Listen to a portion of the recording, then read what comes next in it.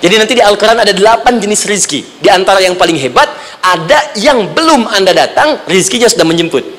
Ada orang mendatangi rizki, ada rizki mendatangi dia. Contoh, Al-Imam Asy-Syafi'i sedang berdiskusi dengan Imam Malik, gurunya. Kata Imam Asy-Syafi'i, nggak ada orang sukses yang instan. Cuman balikan telapak tangan dapat, tidak. Kata Allah, lihat orang-orang dulu. Lihat orang-orang hebat dulu. Bagaimana mereka bisa kaya, bisa sukses, bisa punya posisi. Masat umul ba'sa, petakan olehmu.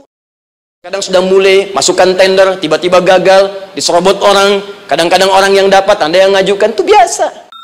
Anda berlanjut, diterangkan oleh Allah, hei, tugas suami saat mulai pertama kali menikah, maka tugas yang pertama, siapkan untuk mencari nafkah. Bagaimana caranya ya Allah? Diturunkan oleh Allah. 1, jangan takut kehilangan rizki. Jangan pernah mencuri, jangan pernah ngambil punya orang, karena punya kamu akan saya berikan sempurna. Kamu ngambil punya orang, maka kamu akan menyulitkan diri sendiri. Itu akan dikembalikan pada yang berhak. Ya, turun Quran surah ke-51 ayat 22. Dirinci, begini cara nyarinya. Quran surah kedua ayat 168. Kalau Anda ingin cepat baru bergerak, rizkinya sudah dapat. Quran surah kedua ayat 172. Ada yang dahsyat, dia belum keluar, rizkinya yang mendatangi dia. Jadi nanti di Al-Quran ada 8 jenis rizki. Di antara yang paling hebat, ada yang belum Anda datang, rizkinya sudah menjemput. Ada orang mendatangi rizki, ada rizki mendatangi dia. Contoh, Al-Imam Asy-Syafi'i sedang berdiskusi dengan Imam Malik, gurunya. Kata Imam Asy-Syafi'i, Syekh, rizki itu mesti saya cari dulu, baru kita dapat. Kata gurunya, ya Syafi'i, ada rizki yang cukup kita beramal dekat kepada Allah, dia akan datang tanpa kita cari dengan ikhtiar manusia. Kata Syafi'i, mustahil. Kata Quran kan kita kerja dulu, baru datang.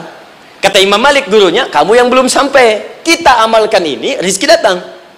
Maka berhenti sampai di situ. Imam Syafi'i pamit. Di jalan tiba-tiba beliau mendapati ada panen anggur, Pak, Bu. Terus dipanggil sama yang punya kebun. Ya, pemuda, katanya, sini, mau bantu nggak? Kalau kamu bantu, kami berikan anggurnya. Maka beliau bantu panen, petik, sampai setelah selesai diberikan anggur yang besar-besar, hanum. Senyum, senang beliau. Ternyata senangnya bukan karena dapat anggur, senangnya karena merasa pendapatnya benar. Kalau saya nggak bantu panen ini, nggak akan dapat saya anggur. Cuma karena saya bantu, saya diberi ini. Maka rasa senangnya inilah dibawa kemudian kepada gurunya, ingin laporan. Tapi perhatikan adabnya. Dia tidak mengatakan, guru, nih saya benar, kalau saya nggak ikut panen, nggak dapat saya ini. Perhatikan kalimat Asy-Syafi'i. Guru, tadi saya di jalan, dipanggil oleh pemilik kebun, ikut panen anggur. Begitu saya bantu, saya diberikan anggur ini. Beliau tekankan dengan kalimat yang kencang pada kalimat, begitu saya bantu, saya dapat anggur ini. Imam Malik tersenyum mengatakan, Masya Allah, Syafi'i, luar biasa. Ini siang begitu panasnya, tadi saya mau keluar ngajar, terfikir di benak saya, Allah, kalau ada anggur yang besar-besar, enak rasanya. Tiba-tiba kamu datang bawa anggur. Ini Imam Syafi'i kerja dapat sesuatu, Imam Malik terfikir sesuatu, datang rezeki. Itu ada di Quran surah ke-7, teman-teman, ayat ke-96, paling kanan sebelah atas di mushafnya. Baik, teruskan dulu. Ya, Anda dalam mencari kerja, ingat, kalau Allah yang sampaikan pasti terjadi. Jangan dikira mudah. Kata Allah akan ada persaingan, akan ada kadang-kadang singgungan, akan ada tantangan, maka mulai petakan tantangan apa yang akan Anda lalui saat Anda mulai mencari nafkah itu. Maka turun Quran surah kedua ayat 214, paling kanan sebelah bawah. Am hasibtum an tadkhulul jannata. Hei, apa kamu mudah begitu saja mengira akan sukses dalam pekerjaanmu? Bahkan bisa diartikan surga, ingin masuk surga. Walamma ya'tikum mathalul ladzina khalau min qablikum. Sebelum engkau diuji seperti orang sukses dulu pernah sukses. Lihat mereka. Nggak ada orang sukses yang instan. Cuman balikan telapak tangan dapat, tidak. Kata Allah, lihat orang-orang dulu. Lihat orang-orang hebat dulu. Bagaimana mereka bisa kaya, bisa sukses, bisa punya posisi. Masat umul ba'sa, petakan olehmu tantangan apa yang akan dihadapi saat engkau bekerja itu. 1, kata Allah, ba'sun, ada yang ringan. Ya, ba's. Ba'sa jama' dari kata ba'sun. 2, dara'. Dia sudah menengah, jama' dari kata durun. 3, zilzal. Ini yang paling tinggi puncaknya.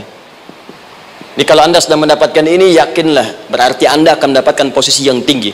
Karena mustahil orang besar diuji dengan ujian yang kecil. Zilzal, ini bagian ketiga. Ba'sa, ba'sun, mulai. Kira-kira tantangan-tantangan ringan apa saja yang akan Anda hadapi? Ya, kalau saya contohkan misalnya dengan contoh yang lain singkat, Anda mau ke masjid, ingin konsisten, mulai hijrah, ingin dekat dengan Allah, Tiba-tiba yang tadinya nggak mau ke masjid, mulai ke masjid, diuji dengan hujan. Yang kecil, rintik-rintik, shower.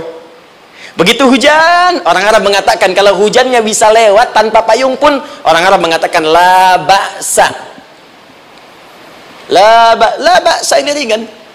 Orang kita sambungin, labas. Dari bahasa Arab, lewat. Nah, jadi kalau Anda mau berangkat nih, siap bekerja, siap hadapi tantangan, baru mau lewat hujan kecil, berarti itu tantangan kecil kita lewati. Macet, petakan, cari jalan yang kemudian sempurna, jalan yang kosong, buka Google-nya, buka Waze-nya, buka map-nya, cari. Jadi kalau pada yang kecil aja belum kita lewati, bagaimana mendapatkan yang besar? Anda mau ke masjid, dikasih hujan kecil, mau berangkat gak jadi. Papa, kenapa gak jadi? Hujan mah, kan ada payung, takut riak. Setelah itu darwa, maaf, tantangan fisik. Kadang-kadang mulai ke fisik, mulai mengganggu. Ya, maaf, dirincikan kemudian oleh Al-Quran. Turun Quran surah ke-21 ayat 87 sampai 88, kisah Nabi Yunus alaihissalam. Yunus beraktivitas, bekerja, bukan berarti nggak ada tantangan. Kadang-kadang dibawa, kadang-kadang diusir, kadang-kadang Anda dapat misalnya proyek, kadang-kadang sudah mulai masukkan tender, tiba-tiba gagal, diserobot orang, kadang-kadang orang yang dapat, Anda yang ngajukan, itu biasa. Kata Allah itu biasa, bukan cuma Anda, yang lain pun ada. Bukankah Allah ajarkan kisah Sayyidah Hajar alaihissalam dengan Ismail? Bukankah bolak-balik naik Safa Marwah, kadang di atas, kadang di bawah, kadang lihat peluang sampai Marwah ternyata bukan air. Terkadang Anda yang bekerja, tim yang lain yang mendapatkan karena kerja keras Anda, bisa jadi terjadi. Bukankah yang kerja keras Hajar yang dapat Ismail? Mungkin Anda yang konsep, yang dapat minyaknya orang lain. Mungkin Anda yang kerja, kan yang suksesnya teman Anda, gak ada masalah. Dan itu kemudian akan bermanfaat bagi Anda. Tidak mungkin setiap keringat yang keluar dari diri kita mustahil, kecuali akan melahirkan manfaat yang kembali pada diri kita. Tantangan.